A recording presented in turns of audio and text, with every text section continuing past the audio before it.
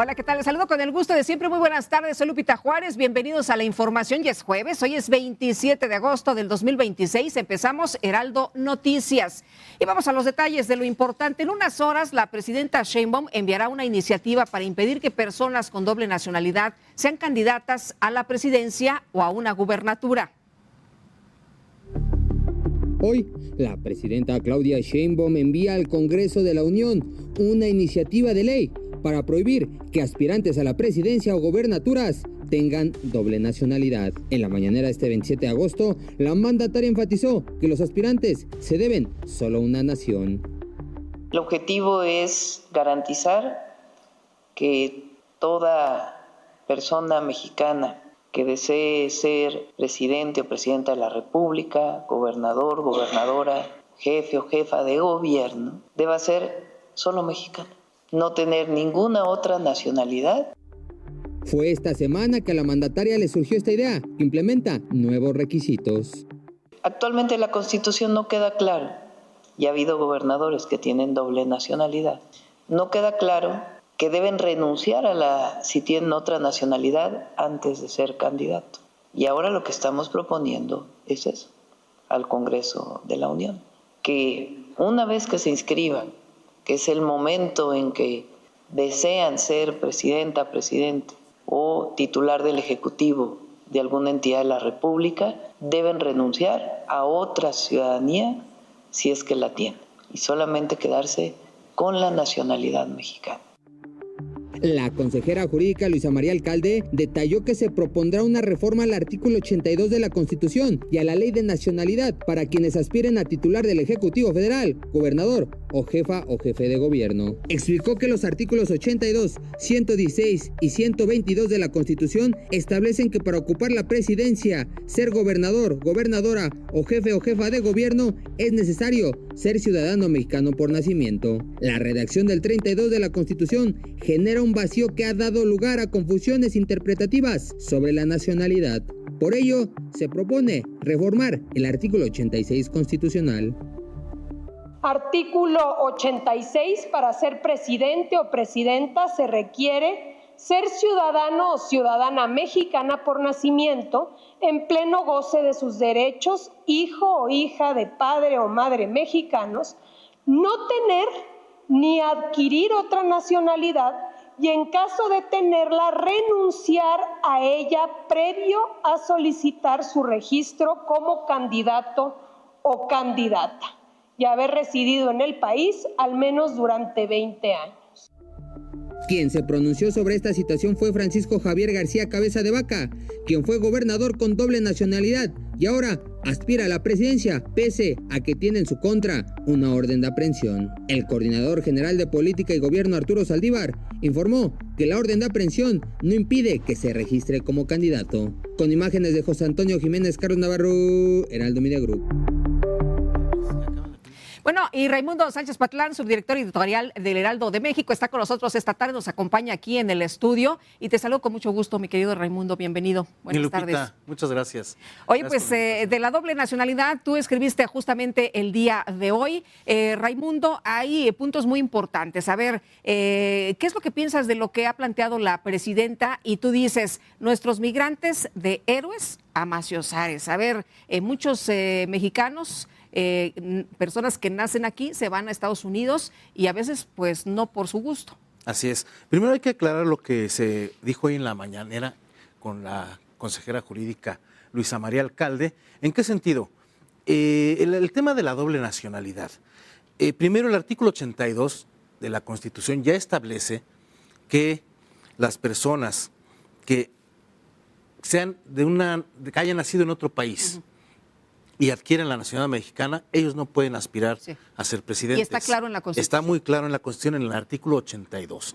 Es en el caso de la presidencia. En el caso de las gubernaturas, es el 116 que establece prácticamente lo mismo. Las personas que no nacieron en México y que se hayan nacionalizado, naturalizado pues en algún proceso de su vida, tampoco pueden aspirar a ser gobernadores. Esta iniciativa en particular que menciona la presidenta y la consejera jurídica va dirigida, parece, a los mexicanos que sí nacieron en México y por circunstancias de la vida, llámese como se llame, Sí. por las razones que sean, pues tuvieron que buscarse la vida en otro país. Y a veces, tú lo sabes, Lupita, lo sabe nuestro auditorio, no de forma fácil. Muchos tuvieron que atravesar pues muchas penurias para llegar a buscarse una mejor vida en otro país, como el ejemplo más significativo es Estados Unidos. Los datos que tenemos hasta 2025, que recibió la Cámara de Diputados vía una asociación de jornaleros, Sí. la Red Nacional de Jornaleros en Estados Unidos, es que 5 millones de mexicanos nacidos en México habían ya adquirido la naturalización estadounidense. ¿Qué va a pasar con esas personas? Hay otros 4 millones en Estados Unidos nacidos en México que ya tienen la residencia, que es el paso previo para naturalizarse como estadounidense. ¿Qué, le vas a quitar derechos a esos 9 millones de personas que están en Estados Unidos? ¿Les vas a quitar un derecho solo por hacer una iniciativa con dedicatoria exclusiva para el exgobernador de Tamaulipas, Francisco Javier García Cabeza de Vaca? Yo creo que hay sus asesores jurídicos como Luisa María Alcalde y Arturo Saldívar que están ahí con ella deberían de... O sea, buscando decirle. impedir a alguien en particular, se afectan los derechos de millones de personas. De al menos 9 millones solo en Estados Unidos. Porque hay en otras partes del mundo, ¿no? Españoles, tenemos muchísimos, Claro. México, españoles que les puede afectar. Bueno, el caso más reciente, Beatriz Gutiérrez Müller, obtuvo la residencia hace unos meses de España, luego la nacionalidad española. Si ella en algún momento quisiera aspirar a algo, ¿le vamos a cortar ese derecho? Sí. ¿No se suponía que la Cuarta Transformación iba a ampliar los derechos? No, dijeron, ¿no?, que iban a ampliar los derechos. Entonces yo creo que ahí... Y bueno, tú lo comentas también en tu columna esta mañana que la revisamos, ¿no? A ver, se trataba de ampliar los derechos. De hecho, pues hay otros gobernantes mexicanos que tienen la doble nacionalidad y han... Vamos a salir con nuestros paisanos que están en cualquier parte del mundo, no solo en Estados Unidos. Oye, y hay muchos estados de la República, muchos legisladores que representan a los paisanos. Claro, a ver qué claro. tal, ¿Qué ¿no? va a pasar con los, A ver, la con los, discusión. con los, Muy los bien. diputados migrantes? ¿Qué van a Exacto. decir ellos? Muy bien. ¿Ellos qué van a decir sobre esto? Pues vamos a ver. Muchas gracias, Raimundo. Que Te tengas agradezco, muy buena Lupita. tarde. Te Gracias. Bueno, y la presidenta de México, Claudia Sheinbaum, se reúne con familiares de los 43 normalistas de Ayotzinapa en Palacio Nacional. En el lugar está Israel Lorenzana. ¿Qué tal, Israel? Muy buenas tardes. Lupita, un gusto saludarte esta tarde. Efectivamente, estamos ubicados en la calle de Moneda. Exactamente es la puerta número 1 de Palacio Nacional. Y es que fue alrededor de las 11 de la mañana cuando ingresaron los padres y familiares de los 43 normalistas desaparecidos de Ayotzinapa.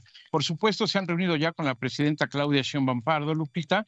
Esto, por supuesto, como parte del seguimiento a las investigaciones sobre la desaparición de los estudiantes. En este encuentro, la mandataria dio a conocer que se les estaría explicando a las familias cómo se desarrolló la investigación que derivó de la detención del exgobernador de Guerrero, Ángel Aguirre, Lupita, y te reitero, fue alrededor de las 11 de la mañana. Ya en estos momentos estamos en espera de su salida. Dieron a conocer Isidoro Vicario, quien es abogado de los familiares de los normalistas, quien nos acompaña además, Lupita, que se tiene previsto que al término de esta reunión estén dando a conocer algunas declaraciones ante los medios de comunicación. Por ello es que, por supuesto, estamos en estos momentos aquí a un costado de la puerta número 1. Hay medios de comunicación, como puedes observar, Lupita, quienes estamos ya esperando la salida de los padres y familiares de los 43 desaparecidos de Ayotzinapa. Y Lupita, en el momento en el que tengamos información, por supuesto, lo estaremos dando a conocer. Lupita Juárez, la información que yo te tengo desde Palacio Nacional. Israel, muchas gracias. Muy buenas tardes. Seguimos al pendiente, buenas tardes. Seguimos atentos, gracias. Bueno, la presidenta Sheinbaum confió en que habrá justicia en el caso de la red de huachicol fiscal por el que fue detenido el exfuncionario Fernando N. y explicó que ya existía una denuncia contra personas vinculadas a un buque encontrado en Tampico que trae combustible y que quería entrar al país. Reiteró que la Fiscalía General de la República da seguimiento a la investigación. Y la Fiscalía de Sonora otorgó protección a Mónica Gámez, esposa del exfuncionario Fernando N. Esto luego de que Mónica denunció que una camioneta blanca comenzó a seguirla desde ayer. Las autoridades iniciaron la investigación correspondiente y bueno, pues ya finalmente dieron a conocer ayer por la tarde que ella hizo esta denuncia a través de sus redes sociales. Ayer mismo se informó por parte de la propia Fiscalía que ya le estaban otorgando protección. Vamos a revisar la seguridad. Dani Cardona, ¿qué tal? Gracias, Lupita. Muy buenas tardes. Te saludo con mucho gusto, como todos los días. Y bueno, yo ya lista con la información en materia de seguridad. Adelante.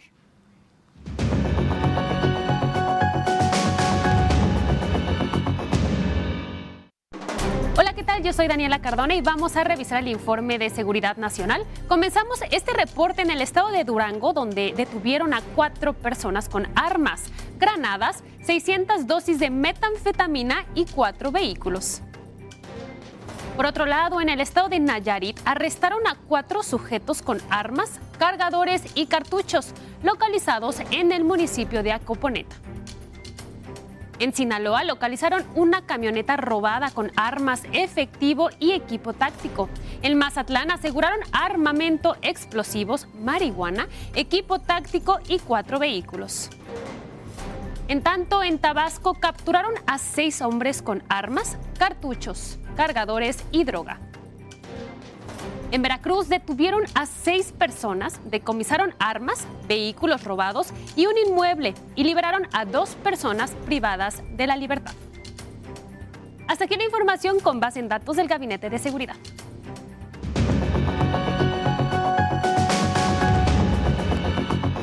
Muchas gracias, Dani. Policías de Zacatecas fueron atacados con explosivos y armas tras realizar labores de vigilancia. Omar Hernández, nos tienes todos los detalles. Cuéntanos qué pasó. Muy buenas tardes. Gracias, Lupita. Buena tarde. Alrededor de las 7 de la mañana de este jueves, elementos de la Fiscalía y de la Policía Estatal de Zacatecas, la Fuerza de Reacción Inmediata, fueron atacados con explosivos de fabricación artesanal en el municipio de Tabasco, Zacatecas. Ya se encuentra muy cercano al estado de Jalisco, una zona que se ha convertido muy violenta por el asentamiento de células criminales precisamente procedentes del estado de Jalisco. Después de este ataque se produjo una balacera donde los agresores huyeron. Sin embargo, dejaron algunos dispositivos sin estallar en caminos, brechas y particularmente en la carretera federal 54. Por ello se suspendió la circulación sobre esta importantísima vía de comunicación. Municipios como Villanueva, Jalpa, Juchipila, Tabasco quedaron incomunicados con la capital del estado y también los accesos por esta vía de comunicación hacia los estados de Jalisco y de Aguascalientes. Más de 7 horas tardaron estos patrullajes en liberar este acceso vehicular debido a los dispositivos que finalmente fueron detonados en zonas rurales sin la presencia de habitantes. Se escucharon al menos 4 estruendos, según lo que nos comentan los habitantes de esas regiones, y de esta manera continúan los patrullajes aéreos y terrestres en esta zona, aunque todavía sigue la incertidumbre, el temor de la población por estos ataques tan continuos con el uso de explosivos en esta región. Lupita, el reporte. Pero por lo pronto, Omar, ¿ya está liberada la carretera? ¿Pueden transitar las personas ya a esta hora de la tarde? Sí, fueron 7 horas de bloqueo aproximadamente. Ya en estos momentos se encuentra liberada. Muy bien, muchas gracias, Omar. Estamos al pendiente. Buen día. Estamos atentos, por supuesto. Y esta mañana vincularon a proceso a Fernando N. por delincuencia organizada en su vertiente de tráfico de hidrocarburos. Eduardo Alonso, corresponsal en el Estado de México, nos tienes todos los detalles. Cuéntanos, adelante. Lupita, ¿cómo estás? Muy buenas tardes. Desde el penal de máxima seguridad frente a los juzgados, reportando que para Epimenio Mendieta Valdés es abogado de los hermanos Fernando y Manuel, sus clientes y exservidores públicos federales recluidos y vinculados, bien lo refieres, vinculados a proceso en el penal de máxima seguridad del Altiplano, presuntamente por participar en una red de delincuencia organizada para introducir al país de forma ilegal, por supuesto, hidrocarburos, entiéndase combustible, e incurrir así en lo que se ha denominado coloquialmente como huachicol fiscal. Vaya, para el abogado, 2 mandos medios de la Secretaría de Marina, sus clientes, no habrían tenido la capacidad de orquestar una entramada compleja red de delincuencia dedicada a traer hidrocarburos de Estados Unidos a México, toda vez que en esta trama, la cual se detalló en esta audiencia, que por cierto es de carácter privada, únicamente asiste la Fiscalía, los abogados privados y por supuesto la impartidora de justicia, la jueza. Bueno, en esta trama están involucrados por lo menos 2 secretarías y dependencias como Petróleos Mexicanos y las aduanas, y desde la óptica del abogado, pues 2 marinos de mando medio, servidores públicos, por supuesto, no habrían tenido la capacidad de orquestar una red de estas dimensiones. Por tal motivo, no comparte la determinación de la jueza que se haya vinculado al proceso, que no es otra cosa de dar un plazo. Estamos hablando de varios meses, aún no se determina qué plazo dará, pero seguramente serán meses, para que se profundice en la investigación, las partes en conflicto, los abogados privados y el gobierno federal, a través de la Fiscalía General de la República, aporten los elementos que ellos consideren para su causa, y la juez estará haciendo sus valoraciones pues al concluir el proceso jurídico. Lupita, nos mantenemos pendientes a las afueras de los juzgados federales. Muy bien, Eduardo, muchas gracias, muy buenas tardes. Excelente tarde. Gracias. Con esta información, si nos permite una pausa, continúe con nosotros aquí en Heraldo Noticias. Regresamos de inmediato.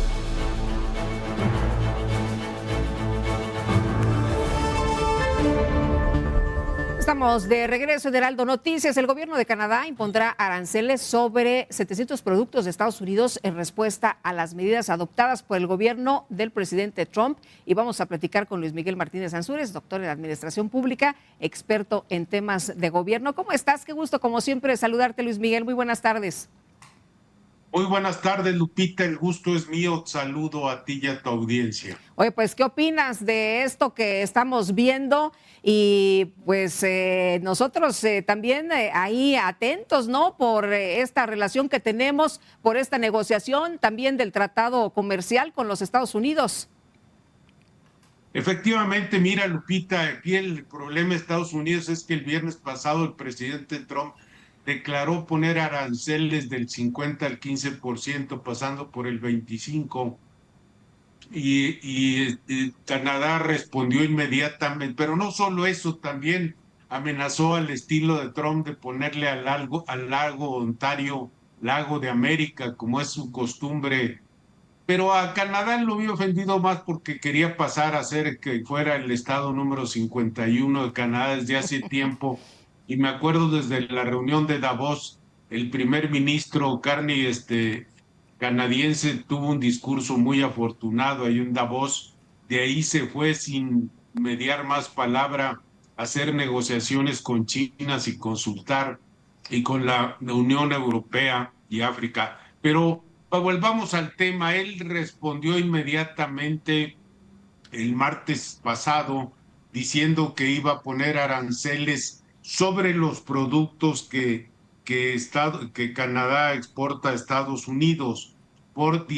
Las gravámenes de Estados Unidos a Canadá son por $20 mil millones en su afectación, y Canadá va a poner por $19,940 millones, pero además a Canadá le va a costar un poco más porque hizo un programa, porque tus propias medidas le afectan a empresas, a pequeños y medianos productores y a trabajadores de su país. Hizo programa de apoyo por $5,400 millones estadounidenses, o $7,500 millones canadienses, para apoyar esto. Pero creo que aquí el problema más que todo está en ver qué futuro tiene el Tratado de Libre Comercio, qué va a pasar con América Central. Y ahí es donde nosotros debemos estar muy conscientes del peligro, porque aunque tenemos dos vías, una es aprovechar este conflicto que tienen ellos y aprovechar la coyuntura, y otro muy distinto es pensar que esa coyuntura a nosotros nos va a beneficiar. Nunca hay que dejar de pensar que nos pueden hacer lo mismo, aunque la presidenta de la República ha tenido una respuesta más congruente, más diplomática, más de negociación, de confrontación directa. Entonces creo que nos ha ayudado mucho a seguir caminando y ser el país que menos afectaciones hemos tenido directamente con esto. Creo que Canadá y Estados Unidos, Lupita, no solo tienen el TEMEC, pero tienen el mercado de comercio más integrado del mundo. Trato de explicarme lo que quiero decir. ¿Por qué integrado? Porque un producto, para llegar a ser producto final y llegar a la venta, cruza la frontera varias veces. Y Canadá le vende a Estados Unidos materias primas, le vende energía, le vende electricidad por los excesos de agua que tiene y hablan de mobiliario porque vende mucha madera, tiene grandes recursos forestales. Entonces, un agravamiento profundo de la crisis, Lupita, pensar a quién le afectaría más indiscutiblemente a Canadá por el tamaño de su economía, porque es una república con 40 millones de habitantes. Estados Unidos tiene, como todos lo sabemos, los 330, 340 millones de habitantes y su economía pues, es mucho más grande. Pero pensar que nomás le va a afectar a Canadá es pensar mal. Me explico.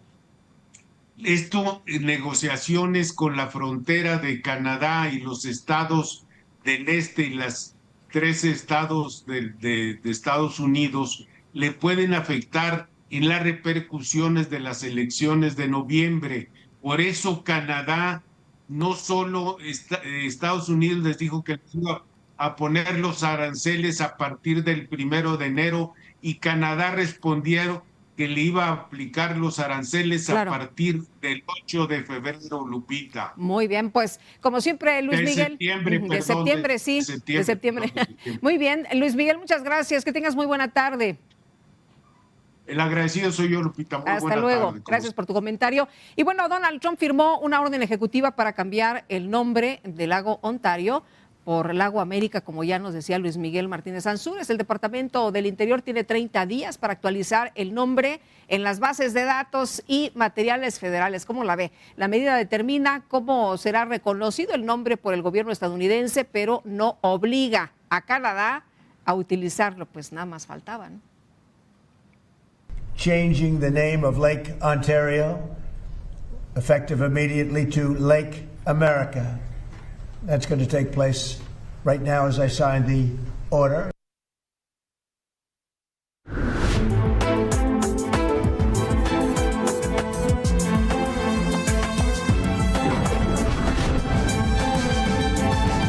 Ruta 2027.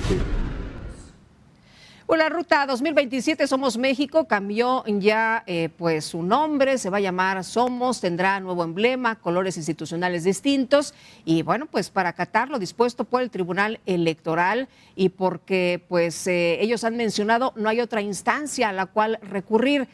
Guadalupe Acosta Naranjo, su presidente, enfatizó que no les parece justo y esto fue lo que expresó. No pueden usar el color rosa porque el rosa es el del INE. ¡Ah, caray! Yo no sabía que los colores tenían dueño. Y no dice absolutamente nada de eso la resolución del tribunal. No menciona para nada al Instituto Nacional Electoral. Somos México. Nosotros seguiremos siendo México. Somos digna oposición. Marco Baños, representante Somos ante el INE. ¿Cómo estás? Qué gusto saludarte. Muy buenas tardes. Buenas tardes, Lupita. Qué gusto también saludarte. Igualmente. Y, por supuesto, saludar a tu auditorio. Oye, pues ya finalmente no había otra instancia. Lo que se ha mencionado es que ustedes acatan lo que dice el Tribunal Electoral y van para adelante. Sí, no nos queda otro remedio, Lupita, hay que decirlo con claridad. Se agotaron todas las instancias de impugnación. La sentencia del tribunal es definitiva e inatacable según la Constitución. Así que el día de hoy hemos presentado la nueva opción del emblema y de la denominación. El tribunal tiene muchos detalles con el uso de la palabra México, así que solo nos denominaremos Somos y le quitamos el fondo rosa a la denominación. Antes estaban unas letras blancas con un fondo en color rosa, ahora habrá letras rosas en fondo blanco y con eso quitamos lo que el tribunal dice que puede generar alguna confusión con un partido local en Puebla, Tlaxcala y Baja Sur que se denomina Fuerza por México. Entonces estamos acatando a partir de hoy con esta nueva denominación y con el nuevo emblema que le estamos pidiendo al INE tenga a bien ya aprobar en definitiva en una sesión que tendrá lugar el lunes de la semana que sigue. Ustedes hacen la presentación, pero sigue un proceso. Sí, por supuesto, hemos entregado aquí en el INE lo tiene que dictaminar para ver si se cumple la sentencia del tribunal, pero el lunes hay sesión del INE, del Consejo General del INE, y ahí es donde estamos pidiendo que ya con el dictamen realizado, pues nos hagan,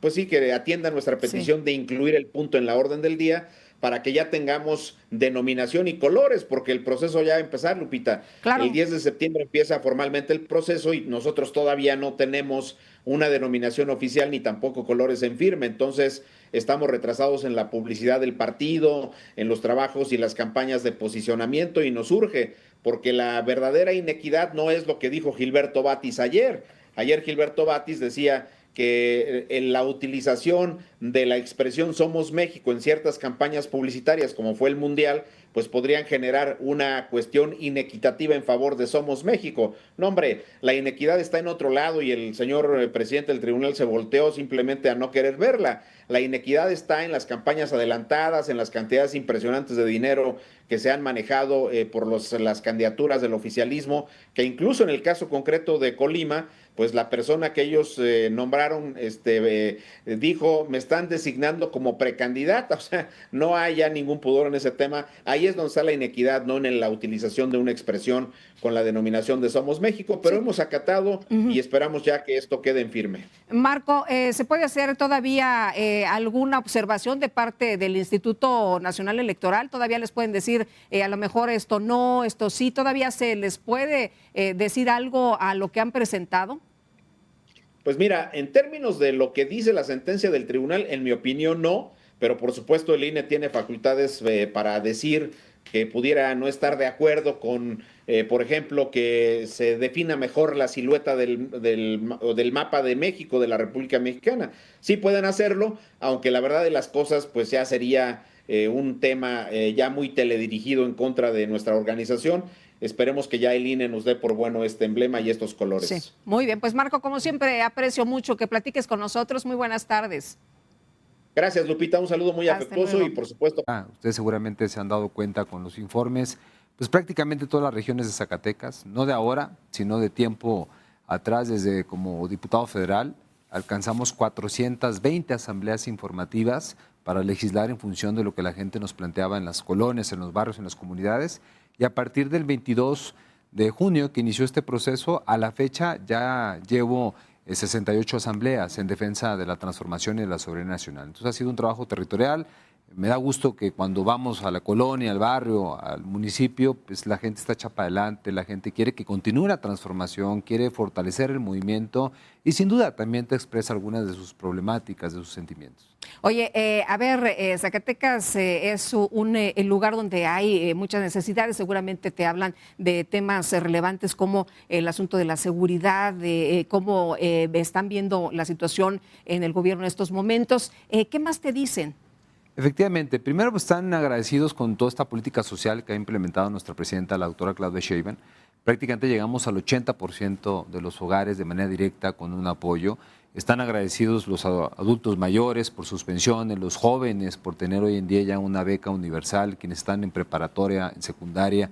Se anunció que van a también a involucrarse los jóvenes de universidades públicas, vienen los niños en educación primaria y todo esto sin duda en las reuniones, pues la gente te lo celebra, te lo respalda, pero también te dice necesitamos pues más acciones en seguridad, requerimos profundizar el tema de atención al campo, mejorar nuestras carreteras, es fundamental que se pueda ver en un segundo piso de la transformación de Zacatecas una política de cosecha de agua pluvial, que pudiese haber más construcción de presas, pero bueno, esas son reflexiones, si bien no es un proceso para definir alguna candidatura en específico o plantear algunas propuestas, pues la gente de todos modos se expresa, porque recuerda que estas asambleas están dirigidas hacia la militancia y hacia los propios simpatizantes del movimiento. Ulises, te decía yo de los resultados de esta encuesta, pero estás esperando la encuesta de Morena. ¿Cómo ves las cosas? ¿Ya estás listo? Prácticamente dijeron que iban a descansar unos días, ¿no? Después de que se dieron a conocer ya 5 de los coordinadores, van a descansar unos días y después van a retomar esto. ¿Cómo te sientes? Yo tranquilo, el trabajo ya se hizo. Muchas de las casas encuestadoras serias como Question Mark y otras, pues han mostrado ya una tendencia sin hablar con aires de triunfalismo, pues la gente ya decidió. Solamente habrá que validar esta información, esperar los tiempos, llamar a la sensatez, llamar a la unidad, porque quien resulte coordinador o coordinadora de cada uno de estos 17 estados, pues la tarea que debemos de encomendarnos pues es hacer equipo. Yo lo dije en este primer mensaje cuando me inscribí como aspirante, de que no veía a mis compañeros como adversarios, como enemigos, todo lo contrario, como lo que somos, compañeros de un movimiento, y tenemos que salir más fortalecidos de lo que iniciamos. ¿Lo sigues viendo así? Sí, sin duda. ¿Ha cambiado algo en el camino? Porque, bueno, pues me imagino que todo el mundo tiene sus aspiraciones, ¿no? Sí, no, y es legítimo, pero al final de cuentas, este proceso no era para enaltecer algún perfil personal, era para ir al municipio a coordinar a tu propia militancia, a tus simpatizantes de este movimiento, a defender la soberanía nacional, en apoyar a nuestra presidenta Claudia Sheinbaum, en llevar los logros alcanzados en estos prácticamente ya 8 años de gobierno de la Cuarta Transformación, los primeros 6 con el expresidente López Obrador y estos 2 años que lleva con creces nuestra compañera presidenta, la doctora Claudia Sheinbaum. De eso se trataban.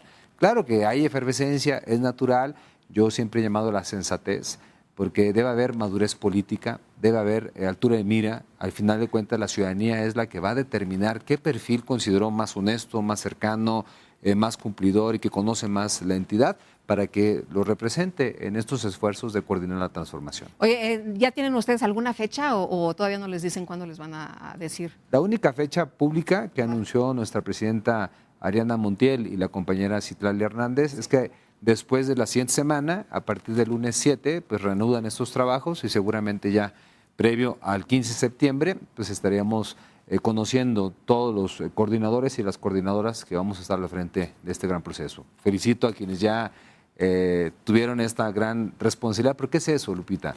No es una candidatura, es una responsabilidad, es un encargo, no es cosa menor y lo tienes que dimensionar con esa responsabilidad como tal. Muy bien, pues Ulises, muchas gracias como siempre. Al contrario, muchas gracias. Hasta luego. Y vamos a otros temas.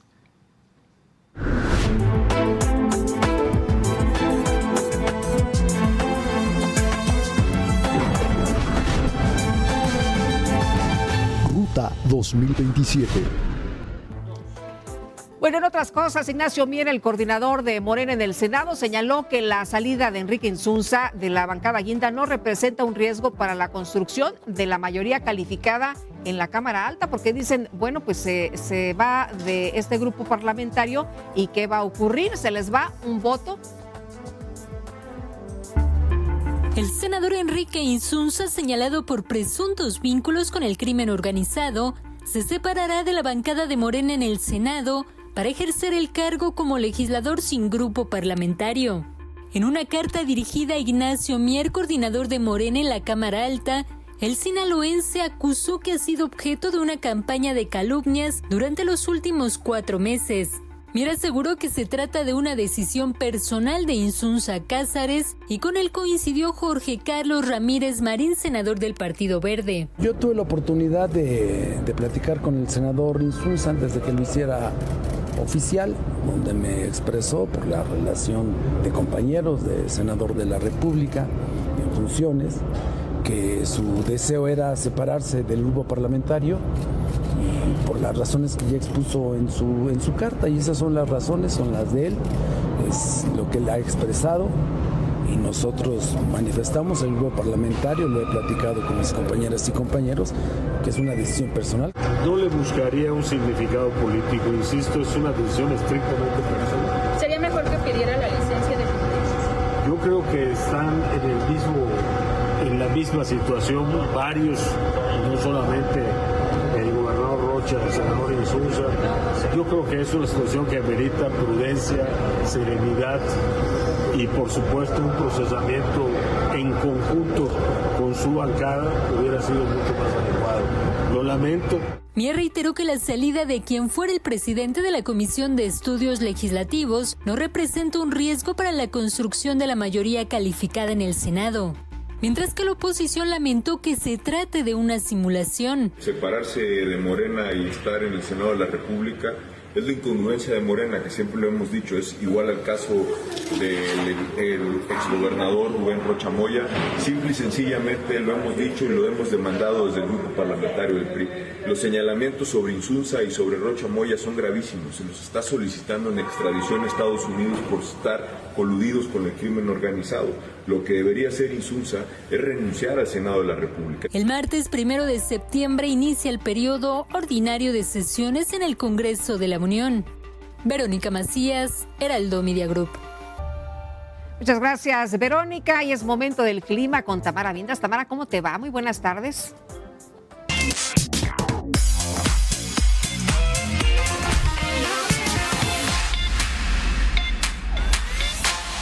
Hola, mi querida Lupita, muchas gracias a ti. Feliz jueves, por supuesto.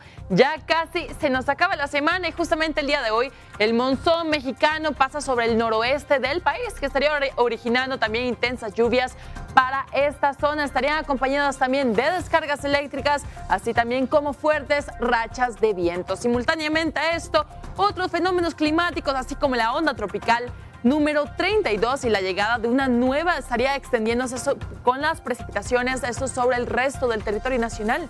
En medio de las altas temperaturas, por supuesto, y la onda de calor que sigue presente para el norte del país. Así que vámonos directo hasta esta zona de la República para nuestro recorrido de las temperaturas. Para hoy jueves por aquí, Sonora se esperan los 35 grados. Un día parcialmente nublado, continúa con humedad por esta zona, posibilidades de precipitaciones. Chihuahua se esperan hasta los 31 grados, mientras Nuevo León alcanzamos 34 grados, temperaturas máximas. Tamaulipas, por otra parte, se mantiene también parcialmente nublado con 35 grados para este día. Y ahora directo hasta el centro de la República, por aquí Guanajuato, se espera que tengamos máximas de 24 grados.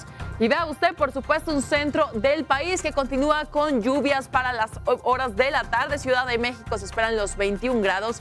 Todavía no descuide el paraguas ni tampoco el suéter, que bajan las temperaturas hacia horas de la tarde, así como en el Estado de México con 19 grados. Temperaturas máximas, mientras Puebla se mantiene en 21 para este día. Y directo hasta el sur mexicano, por aquí la máxima para Tabasco se esperan los 32 grados.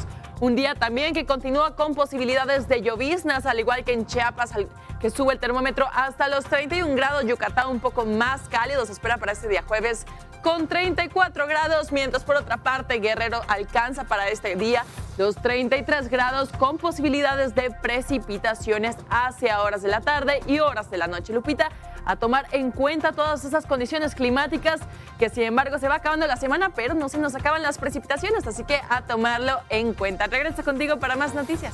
Gracias, Tamara. Muy buenas tardes. Bueno, en información internacional van más de 390 personas muertas, 1.400 desaparecidos tras las primeras labores de rescate en Nepal y el Tíbet.